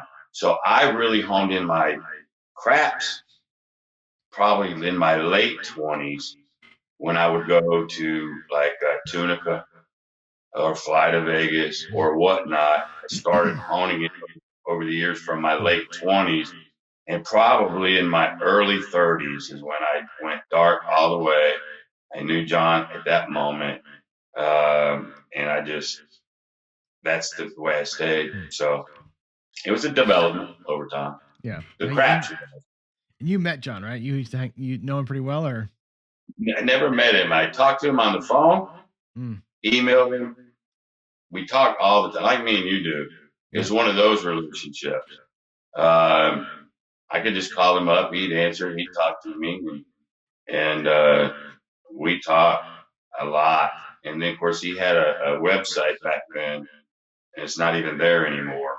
A lot of chat going on, but you had assholes on. I mean, anyway, but he would answer the same questions over, over, over. But joined his sports service. I learned, tweaked what I knew about. I was betting sports in my 20s, but he helped tweak a little bit on what I thought about sports. He definitely helped me on craps. He is how I got to the regression up and full. So Patrick he got me doing the dark side, the regression up and pull. I already had the money management. I already had the discipline. I already had the knowledge in most of the games that I played. I knew when to quit, when to walk away a winner or loser. He just helped, what's the word? Just helped jam more of that in my head that I already knew. But a lot of help on the sport, a lot of help tweaking me with craps. And the other games, I know he says he hates blackjack, and I know that was one of the questions somebody had for me yesterday. I still like blackjack. I know he hates it, but I didn't say I agreed with everything that he says. Right? A lot of it, but not everything. I still like it. Now I haven't martingaled any of those things since I left Vegas in my late 20s. Because you don't have to now. And I'm never going to do it for 100% living ever the rest of my life. So there's no need to have to. See, back then, I would take my whole bankroll to that table. I got to go 9 shots. I mean, I might have half of it left in the hotel room. Stress, boy, stress. So there's your really, really quick, brief run into 2 years. Right. That's nuts. For $200 a day. Yeah. I'd make more sometimes. Sometimes I wouldn't make 200. Sometimes I'd lose. Well, like I say, you when you martied at the roulette table and got hit for 500, that's pretty rough. Like you said, that's what was it, a quarter or whatever of your bankroll. That's a lot. Yeah, it was 25-30% of my entire bankroll at that moment. Damn. And it scared the hell out of me. That let me know that the martingale could kill you. Now on blackjack, did I get to 9 a couple times? Yeah, and that'll make your butt pucker, buddy. You know, when Can't you're on your imagine. ninth. Yeah. And there was no reason. So as I got smart, like, did I win? Yes. I never, and I'm not saying you won't, people, because you probably will, but I never got busted. Blackjack, martingale never busted me out, but I probably lost a few years of life because of the stress of it. So while it's one of those don't do as I did, do as I tell you type of thing, that's why I tell people don't do it. I'm very much anti-martingale now. And so I know there's going to be some people who, well, how the hell can you be anti-martingale when you started your damn career that way? I don't know. If you listen to my story, you know that's why. Yeah. There's just no need for it. It is my point. Yeah, that amount of stress is a bitch. I mean, that like I said, that takes years off your life, right? And that's the hardest part. And I say this all the time. You know, we're spoiled as a people today, right? But like, I can't imagine not having health insurance that I get from my job, you know, and not having just, you know, the basics, what we consider the basics of life, like a car. Like you said, you were walking everywhere, like not having the basic stuff. And like you said, a bad afternoon could rock the whole thing, and you'd be screwed. Oh, sure. I mean, I don't know how you handle that mentally. I mean, that's because people think I said it. Valium. Well, there you go. I mean, that's the thing. Yeah, that's part of the story. And two, blackjack was not my sole. You know how people talk about making their living on one game or the other. It wasn't. I made more money probably over the last 2 years there on the hold'em table than I did on blackjack. So I didn't sit there and just have to do blackjack until I won $200. I still incorporated in there, but it was those sports betting and hold'em, which I keep telling people, those are the two things that you can absolutely beat if you know what you're doing. Those helped me win more money, really, than even the blackjack, because once I got hit on the roulette table, it scared me to death, and I spent more time doing hold'em, but I still did it. I mean, I did that until I left, but not as much. Man, that's nuts. I mean, the martingale thing has never ever occurred to me.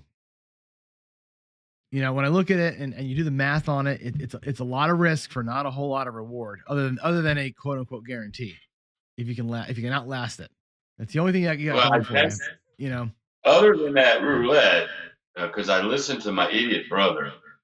Other than that, blackjack is the only game that you can get extra money, and that's why I did blackjack. Because there are times you're betting your 6th or 7th, and you hit that blackjack, and that's a lot of extra money. That's 2 or 3 sessions worth of winnings for me in one hit. And then as soon as that hit, I was gone, you see. And I wouldn't play it again. I never played the martingale once I got hit on roulette. I never played it again the rest of my life on any game other than blackjack.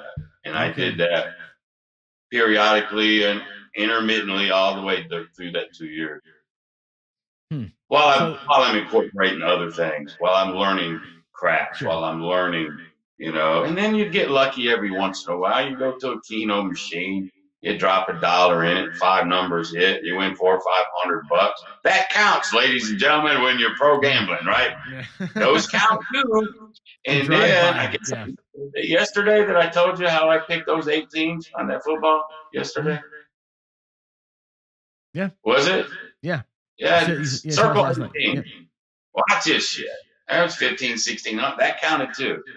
Yep. So getting lucky counts just like you're getting hit. You know, when you're doing this for 100% of your money, all of it counts. And I won't even tell you the story because I don't even know if my aunt's still alive or not, to be honest with you. She was way older than me, but she helped me out a little bit sometimes on the blackjack. She was a blackjack dealer. They didn't have the little mirror. They had to look. So I won't say anymore, but I got some help every once in a while. So you use everything at your disposal when you're in that world like I was. And that's another thing. It's a bad world. How's that? It's a bad flipping world. And I don't think anybody out here, I wouldn't want anybody to try it. I wouldn't want to wish that stress lifestyle on anybody. So while we're all talking about winning and all that, and I'm very conservative because I still remember those days, so I play like I did back then. Right. Very strict. But at the end of the day, if anybody out there thinking they want to take a run at it, I would really, really think about that again. Yeah, so. And you know what's funny is because I showed the video today, which I think like 12 of you watched it. It was in the middle of the night. The video of my money management, the 401g account video, which, you know, a few of you saw that. No, I saw that. Right. Yeah. You were there when I was showing it, you know, and I make the point in the end of that thing. I'm like, hey, let's play what if, because spreadsheets are all about what if, you know, and I was like, what if you won $100 a day? What if your bankroll's $1,000, you won $100 a day? How long would it take you to get to 2,000? And then at 2,000, how long does it take you to get to 200, you know, and kind of build yourself up. And you can do it if you can be consistent about those little tiny wins, percentage of your bankroll. But my God, the getting it done every day would be a nightmare. And I say it flippantly sometimes, you know, almost everybody, Patrick says this too. 90% of the people walk into a casino are up at some point in that day. They're up. And 90% of them walk out with less than they came with. 90% of that 10%, right? And that's super true, what right? You hear, I think you mentioned it, maybe not something that you do, but you've mentioned most people will. Like you can go 20 minutes, you know, you can get $100 hit, $50 hit, bug out, and come right on back to the house. Yep. You know, people go, yeah, but you know what? I got my flights, man. I'm there for the whole weekend. Shit, I can't play like that. I got to go. Fine, do it, because you're going to get whacked. I mean, it's that brain telling it's, you know, it's that brain screwing with you. And does that mean, why can't you treat it, if you've got a hotel room, why can't you treat it just like you would at your local casino? Go win your 50 or 60 bucks and get your ass back to the hotel room. Watch a little TV. Why can't you do that? I spent all year waiting to get to here. All right, then, you know, go do your thing. And I get passionate about it, and I get a little opinionated about that stuff when I talk on my channel about how conservative I am. It's only because of what I went through in that 2 years. I mean, that is locked and loaded, man, in my brain. It'll never, ever leave me. And that's why I am the way I am. And then when I hear stuff that I used to say back in the when I was in my 20s, you know, it's like, come on, use some logic here. And again, it's okay, man. You got $5,000, you want to just go burn it up and press to the wall and go crazy, fine. As long as you're fine mentally when you lose it. If you're fine mentally and you don't care and you still feed your kids and all that, then there ain't nothing wrong with it. Do what you want, just like Shackelford said. Yeah, go ahead. You know, he did say he'd like the don't pass, come out of the don't come, and odds all the time. Like I did that one video. And odds on everything. Odds on everything. I was getting hit pretty hard when I was doing that.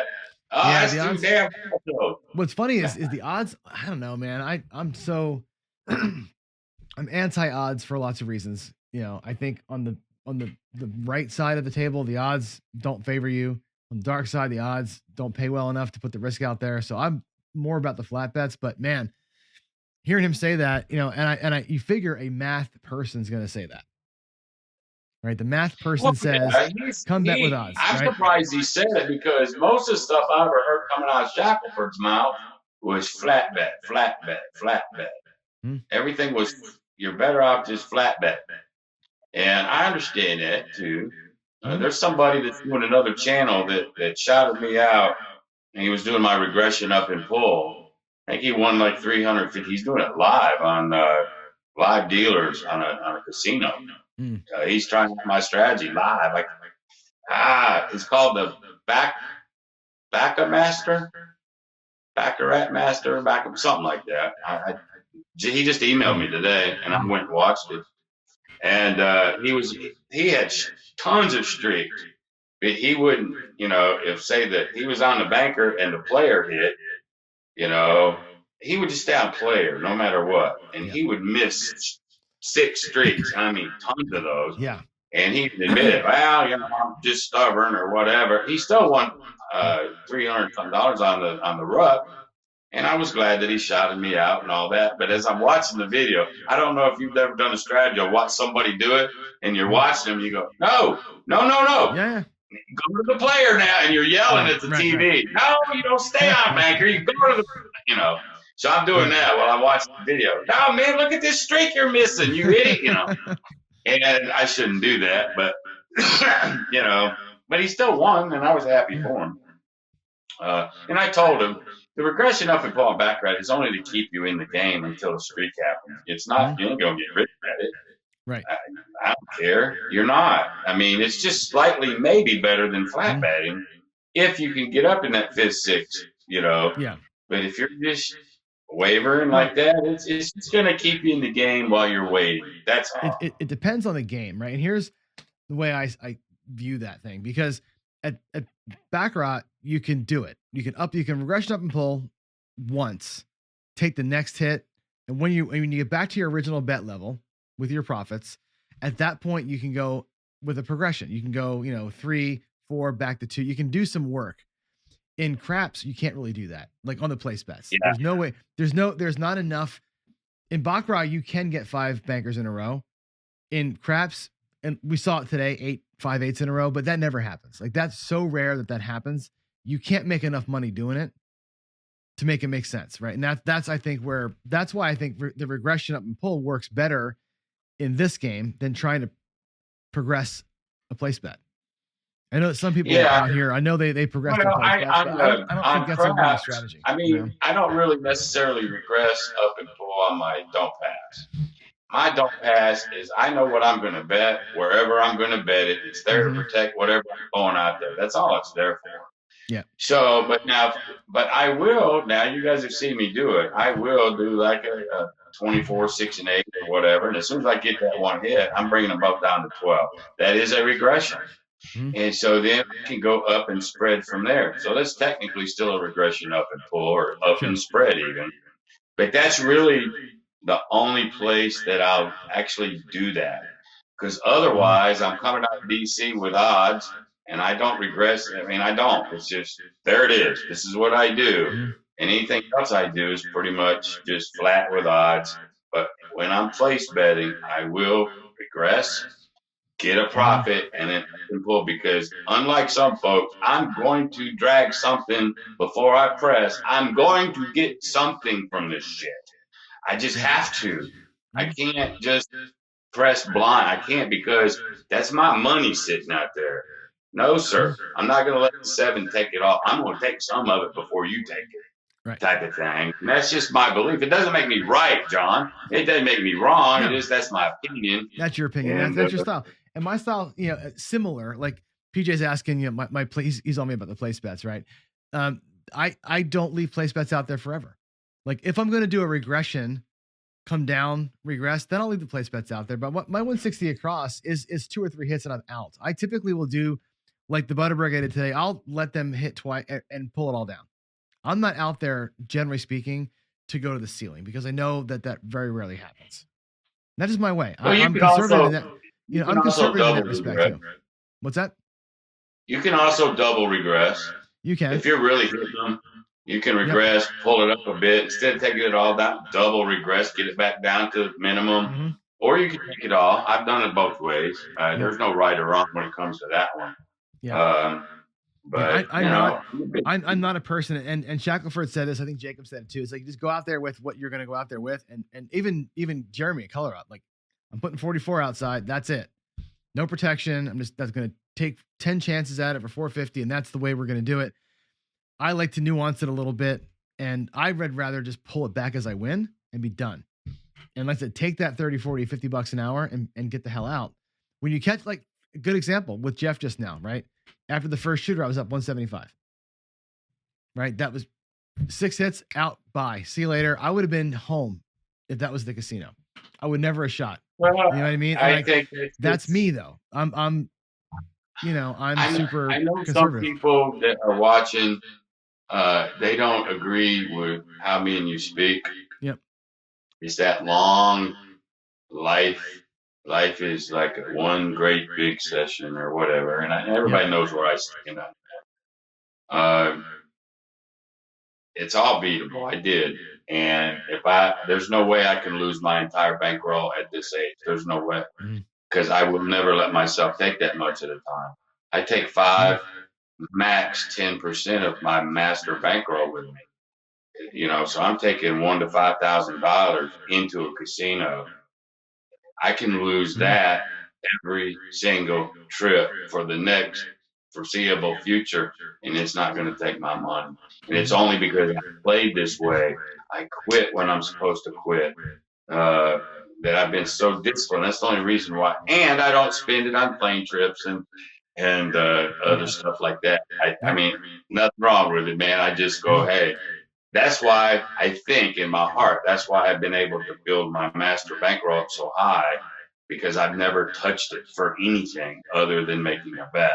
Now, that's just me, how you do it, and I know why you do it, and that's all good. Yep. But if you, in my opinion, when you have to do your plane ticket, your hotel, and you've got, say, $5,000 in it, so you're walking to the casino with half of it to start with, you still got to build that back up by winning. Mm-hmm. I don't start 25 in the hole on my master. Right. And that's just how I look at it, but it doesn't make me right. It doesn't make you, Yep. And I don't mean to be arrogant with it. No, I think it's a nuance, right? Because if I said to my wife, "Hey, Kat, I'm going to go to Vegas for the weekend. I need $3,000." She's like, "You got $3,000?" I'm like, "Well, she's like, because I don't got $3,000 to give you." And that's how that conversation goes. So it's like, yeah, it's coming out of that account. And that's exactly how makes your life easier. That turns into. Yeah. I mean, no, I get it. Listen, I get and understand more than people think I understand, but no, nonetheless, it's all good. I'm surprised you're still up, man. Hey, I got 2 hours to go. I'm fine. I didn't, when I left this morning to go sell some water heaters, not one call did I get all day long. So I actually watched more of this today than I thought I was going to even be able to do. And I made some sense throughout it. Took a nap. I took a nap, man. Damn. And I'm still beat. What time is it? It's almost 4:00 my time. Hey, man, 2 hours left. You got Greg, right? 555 coming up. Greg coming up next. Yep. He's your what is it? Designated hitter. He's your cleanup guy. He's the cleanup guy. Yeah. I told him no pressure when Jeremy couldn't come at that time. Like, yeah, no pressure, right? Let's do it. Well, I have to watch Greg, and if he's going to do it from his, did somebody say he lives in Florida? Is that where he lives? He's in Florida. Yep. It's that cat, man. It's that cat. He's got a cool cat. I mean, I like Greg. I really do. I like. He just flips it on and talks too. Mm-hmm. And but that cat will just sort of go where the hell it wants to, and it gets up on its little perch up there, and just flipping that tail like, yeah, what's up? So he's got 2 of them. I didn't know he had 2 cats. The other day he had a second cat up there wagging its tail, and I'm like, oh, he's got a second one, like a black or a brown cat or something. So. No, I can't do animals in the house. Can't do it. My dog is like my child. Like, our dog is like, you see, now you know how good like the cameras are, because when I get the close up on the table and all that kind of stuff, it's like there's dog hair on there. Like, yeah, can't get rid of it. We rescued this dog. Hair, man. Can't do it. Now we rescued this dog from an apple orchard, and she's our baby. We love her. She's big, you know, And then big girl. And then the cat, fur balls. I can't do animals in the house. Now, hey, have an outside dog? Fine. Oh, that's funny. But my house is human beings only. No hamsters, no chinchillas, none of that crap. No, sir. My daughter had a guinea pig for about a month, and she couldn't take care of it. I made her get rid of it. You know, all that, whatever, that batting or, you know, just shit everywhere. And I don't have patience on a lot of stuff. I don't know if you guys can tell or not. My patience level, as I get older, my patience level for stupid, idiot things, and what's the word I'm looking for? Inconsiderate.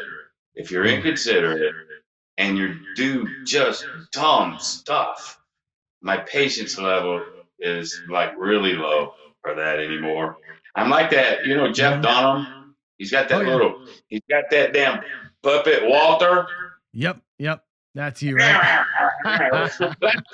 That's pretty much me anymore.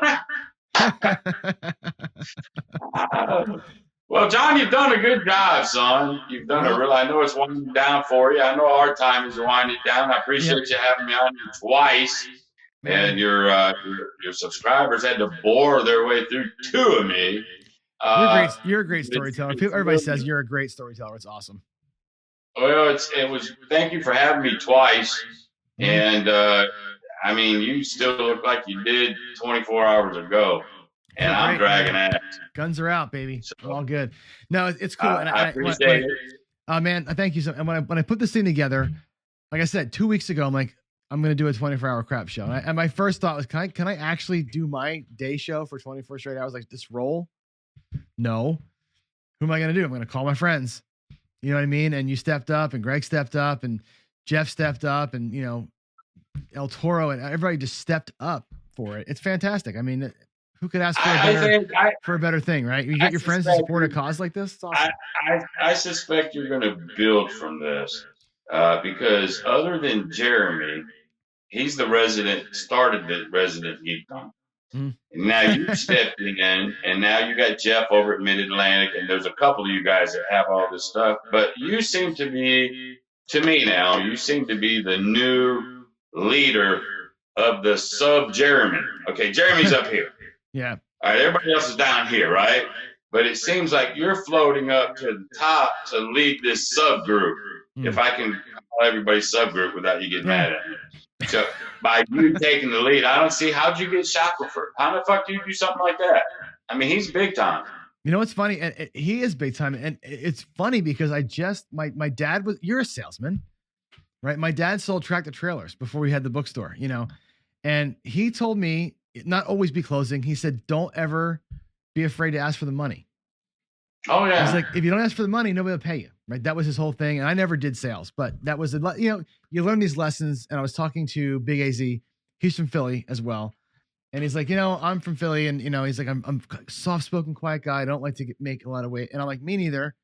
When you grow up in a big city like Philly or New York, like Greg did, you learn really quick that your life is this. You're quiet. You don't make friends. You put your hands in your pockets and cover your money up. You're careful like that. And just the way that it kind of works out. I don't know. I mean, whatever. Well, I like don't be afraid to ask the ridiculous. Well, you got to, if you don't ask for it, you'll never get it. Right. And so I had two people that I asked that said no, actually. That were another couple of big hitters, you know, and one of them just didn't see it, you know, one of them was going to do it. And there was an issue with some money thing. It was with the GoFundMe piece of it.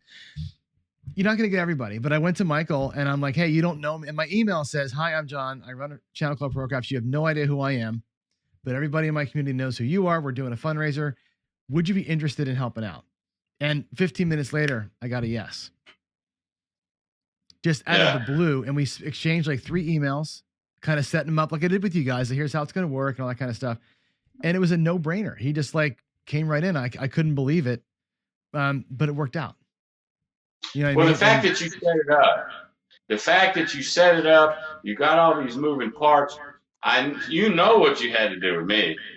Oh Mhm. my God! I mean, hell, that's a story for you to tell. Oh, that Ken, what a wackadoodle! Um, but you did all that stuff to set everything and the moving parts and the fundraiser and getting everybody to donate. You were sort of the lead dog. And that was my whole point 5 minutes ago. You are now, to me, you're rising up to be the lead of this sub pack. And I think there's a lot of people out there that would agree with me Well, I on appreciate that. And that. to me, there ain't no better guy. It sure ain't gonna be a guy like me, right? I'll be part of the pack, but I ain't gonna be the lead dog. Nah, I'm man. just not gonna do it. So thank you for that, for Dude, real. I mean that. I appreciate that. I appreciate that. You know, and PJ, you're so funny. No, the big hitters were not sellers of DI. There's other people that aren't really part of our community. They're other larger players in the gambling world that just didn't want to be a part. You know, and again, we'll talk to them at other points in time. Just for this particular venue, it wasn't the right thing. You know, and it's great. I'm looking at the chat, you know, and I got William and PJ and Waylon, and there's a lot of this going back and forth, you know, and some of it's directed at me. It's great. I love it. And I love PJ saying that I'm an idiot because I like my place bets and pull him down. I think he thinks I'm stupid, and I don't care because it's the way that I play. And he's thinking about it, and he's like willing to post about it. Like, it takes balls to post something in public, believe it or not. People think it's No, it warrior. don't. It does. I think it does. I think it's definitely what he's doing. And he's like, you are incorrect because, and now he's got other people thinking about, wait, maybe John is wrong.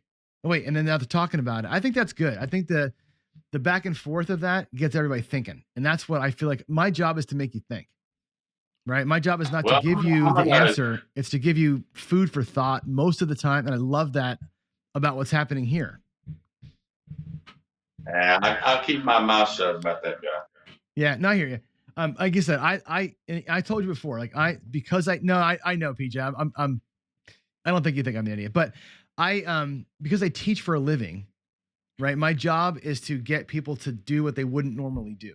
Adults you've got 53 years of this in the way you were raised, born, lived, all that stuff. My job as an instructor of coders is to unwind all of that and make you think a whole different way. Because computer programming is a different way of thinking than logic. You think it's logical, it's not logical, it's very creative. This is the same thing, right? A lot of folks have their ways of thinking it. And I'm like, oh, let me just put this little grenade out here and see how that works out. It makes you talk about it, makes you get angry about it. We debate about it. And I come back and say, okay, now let's circle back up on Monday morning show and we'll unwind one of these things. And that's the way that you teach. I agree. You know, and I think that's how it happens to me. And I like a little bit of this because without this, there's no this. And that's how I look at it. You got to come, I think, from not pain, but you got to come from somewhere to get together. You can't just automatically become kumbaya. There's got to be a little bit of, something. Right. I believe that. And so with me, you either love me or hate me, not even for my views on gambling, just me as a person. I've always told people that you either love Ken or you hate Ken. There's very little in between with me because I'm so honest with people. You don't have to wonder what I think about you or what I'm thinking about. Everybody knows it. To me, I think that's a good thing. At least that lets you know where you stand. If I don't like you, I don't like you, and I'm going to tell you. Well, at least you freaking know. You don't have to wonder. I wonder if that guy likes me. Nah, hell with that. I'll let you know. And I want you to do the same thing with me too. Yeah. And that's just how I do it. You'd think I was New Yorkers on, but I'm not. You have a little bit of East Coast attitude in you, but I love that. My wife's the same way. We have zero censorship. It's just like, here's what's up right now. And it's beautiful. It's a beautiful thing. When we're in a relationship. So. My wife yells at me all the time. But what I tell my students is this, and I know where Greg should be here soon. Greg, come on in if you're ready. If you got the link. What I tell my students all the time is I'm with them through. I'm going to sell my school now, right? It's a very intense program. It's 20 weeks of hell. We put them through. It's a boot camp, right? And I tell them I'm going to put you in uncomfortable spots. the whole time. You're going to hate me this entire time. You're going to cross a line where you feel like you can say what's on your mind to me. Right? At the beginning of the class, it's everybody loves everybody else. It's thank you for being a great teacher. Partway through the class, you're like, this is insane. And there's a point where you can say what's up. My wife and I crossed that point about a year into our marriage. We were like, we were kind of dancing around it, got married. And then it was like, okay, dude, here's what's going on. Right? When you cross that point, the relationship changes and it accelerates. Right? With a student teacher, it happens. YouTuber to subscriber, that happens at some point where people feel like, okay, John and I, Ken and I, Greg and I, whoever it is, we're here now. We're like, I don't agree, and I'm okay with telling you that. Whereas the earlier I don't agree is more of a reaction. This is more of a, hey, let's get together on this, whether they realize it or not. That's a beautiful thing. When that worm turns, that's when it's different. And I think that's where my channel is now. I'm at this point now where, no, I don't see you, Greg. You're in the wrong room. You're in the wrong broadcast. I'm going to send you a new link and make sure you've got it. Well, it took me a while before I could call you a techno geek and you take it. I didn't do that from jump. But now you know where it's coming from. You didn't call me that until I started doing the camera flip thing, right? It's all right. I still think it's cool shit. I really do. I'm in that comfort zone with, I guess, what you're talking about. And in the beginning, you don't know you can do that. Is Greg there yet? Not yet. I think he's on the wrong link. Greg, I just emailed you the right link. That old one. The old link is a dead one when I had to restart the stream. So, Greg, there's a new link in your email. So we'll wait for you to come on in. And yeah, it'll be great. Let's see here. Let me get back to the screen. I lost my screens. Where's Waldo? I don't know. Gaynor Mason. Greg will be here soon. I gave him he had the morning link. So, yeah, maybe I want to get you guys on together for 5 minutes, and maybe I'll just do this while you guys talk and tell stories. Hey, Greg. Here he is. The two greatest storytellers in the internet are right here with me right now. Right, Greg is here. Greg, can you hear me? I'm going to try this. Hold on a second, Ken. I'm going to make you a little smaller. Just because I can. Ken is going to. Hey, I don't want Ken on my freaking hour. You're going to be tiny. Here comes Greg. I'm going to bring Greg in, and this is going to be fun because I can do it. I'm the geek, right? Here we go. Let's bring in a camera. That's that one. This will be Greg's camera. Hold on. Where is Greg? Cam link. Greg. There's Greg's camera. Greg, can you talk to us? Yeah, I'm here. Hey, there you are. Greg. You see me? Oh, look at that. Greg and Ken all at the same time. I don't see. Greg we're seeing. Guys. We're seeing Greg's ear, which is great. All right, that's awesome. Dan Tana says, "Don't mention dice setting around Greg. Greg can set the dice. Greg's got his own toss. Do you know that? Greg has perfected a toss. You want me to get into that? Whenever you want to. I know you want to show it off because you've been practicing it, right? Well, I can't show you the specifics, but I've been doing this throw for probably 25 years. And I'll tell you that how I got started with it. I had a friend who started Dice Influence when it was brand new. And this guy had a certain type of toss. And he would do spread his legs about 1.5 foot a gate. And he would do like a throw, and it would look like he'd lean into his leg, and it looked like a rainbow. So I had a pit boss that whenever I walk to the table, I throw sevens. So this guy would, I know this guy a long time. He would go, "Ooh, is anybody else chilly in here? They must have turned up the air conditioning." So I said, I'm going to have to name my throw at some point because people keep asking me, how do you roll so many sevens? So I said, I know what I'll do. I'll call it the Chili Rainbow because my friend, I always goofed on him for the dice control because he was one of the first. So I do have a particular way I show. I can't really show that to you on camera though, because I'm planning on charging $10,000 a session. So we got to sign an NDA for it. Is that it? Yeah, it's what it is because I get accused of being a dice influencer all the time. So how do you roll that many sevens? Supposedly, I'm the ultimate dice influencer. So it is. You can't make this stuff up, John. Oh my God, you roll more sevens than, like I said. You and Jeremy take. Actually, I roll a lot of sevens too. I I find I'm like the strategy hole finder. I crush every strategy I try. But Oh, yep. So anyway, only when you're trying to explain it. Just when you're trying to explain it. Only when I'm trying to tell you how great the strategy is, then I can go out there and screw it up better than anybody else can.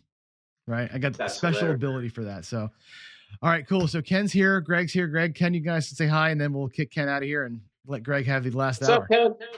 Hey, Greg, my friend. I'm sorry. Has he got his cat? I can't see him. Has he got his cat with him? No cat. No, he's not. He's not on today. He doesn't like to do these late night sessions. I usually film in the morning. Well, hey, I appreciate both you guys. Greg, have a good hour. John, kick me out so you can have Greg on here. There you go. Ken, get out of here. I'll see you later, buddy. Bye. See ya. All right.